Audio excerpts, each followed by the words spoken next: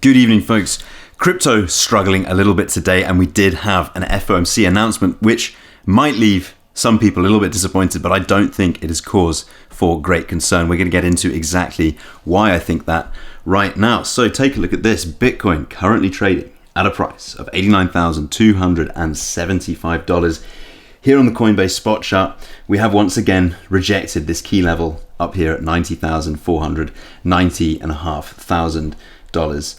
Things not looking so good since a couple of big liquidation events, a couple of big down days. After we made this breakout, after we set in this uptrend, we are technically now in a downtrend as of a couple of days ago, and that is because we have broken not only the lows here at $89,500, but also the lows here at $87,232.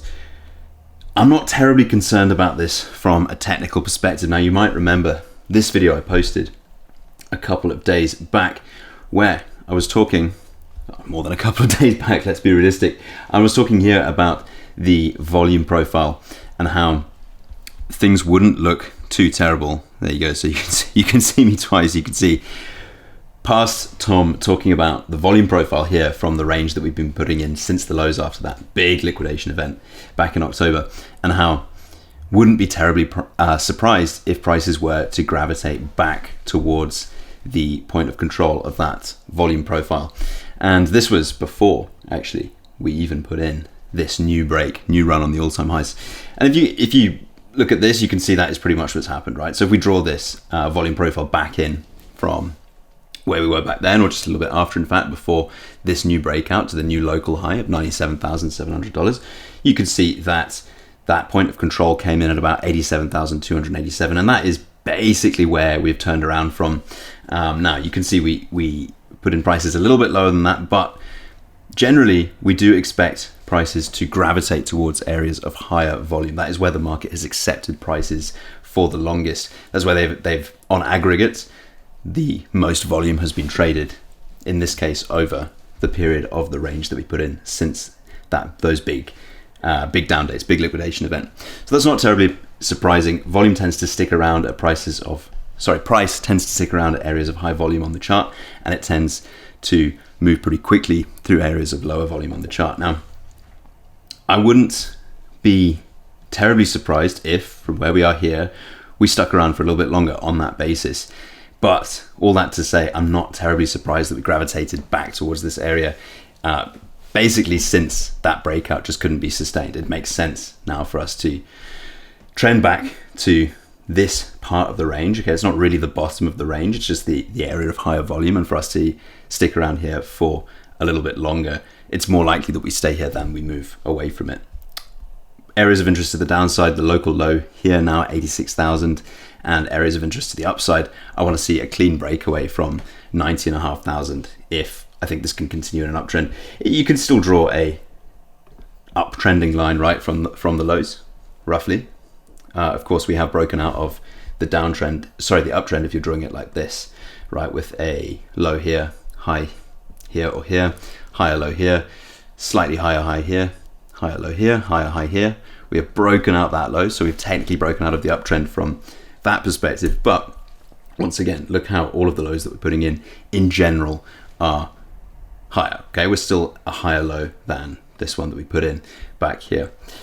Second thing I want to point out is, once again, the liquidation landscape in the market, the landscape of liquidation risk has flipped in favor of the bulls, in my opinion. And that is because there is a higher risk now, higher cumulative short liquidation risk, and that is in sync with fear and greed index. Okay, we're in 37, fear, not extreme fear, but fear nonetheless, and we have flipped again, just like clockwork, back to a higher risk of short liquidation in the market. What happens when shorts get liquidated?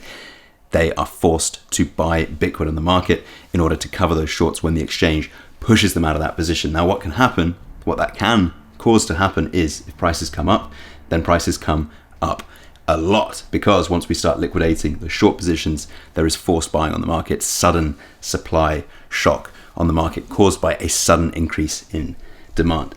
Don't forget, there are still the same applies to the downside, just not so much. Okay, so right now you're looking at cumulative short liquidation risk of about $8.9 billion to the upside versus only about $5 billion to the downside. So there is a disparity of almost a factor of 2, but the risk exists on both sides of the market.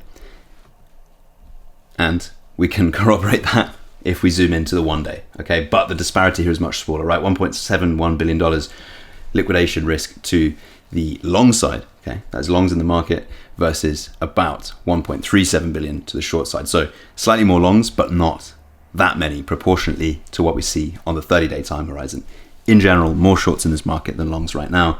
That means if we do find a floor, if we do start finding a bid, catching a bid, those shorts are at risk of becoming liquidated and a move to the upside might be extended. Now, we had FOMC today and we had potentially a disappointing result for some, but for the market at large, for investors at large, we saw no rate cut. We saw holding steady, and that was basically priced in, okay? That was expected. That is also expected at the next FOMC meeting on the 18th of March.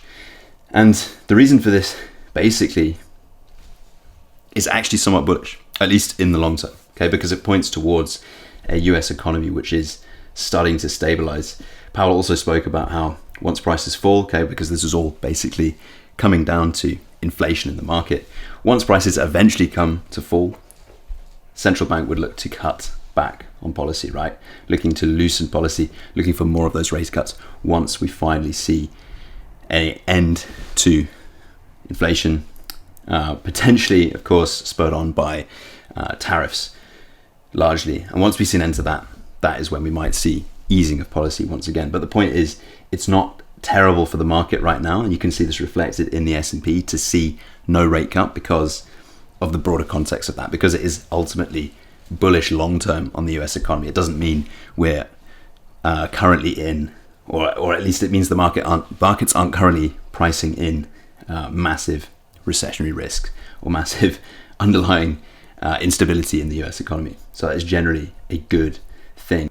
Now we've also got the Senate set to vote tomorrow on the crypto market structure bill, apparently delayed because of the weather. That seems pretty strange to me, but nonetheless going to be paying close attention to this, because of course this would in effect just solidify the regulatory structure in the US for crypto companies. Going to be paying close attention to that one. But there we go. In summary, structurally, I think the market looks pretty strong. FOMC, not a surprise result, actually quite a bullish result if you're thinking long term about this. Clearly the S&P has responded to that favorably, or at least not negatively. And on top of all of that, we've still got plenty of short liquidation risk in the market. We've still got plenty of fear in the market, and usually historically, if you're looking at that over a long enough time period, that tends to be reversed, right? We saw basically the opposite of that effect since we put in this high just over a week ago. There we go. As always, just my take, just my opinion, shared just for entertainment purposes, not financial advice. But thank you so much for watching. Plenty more to come.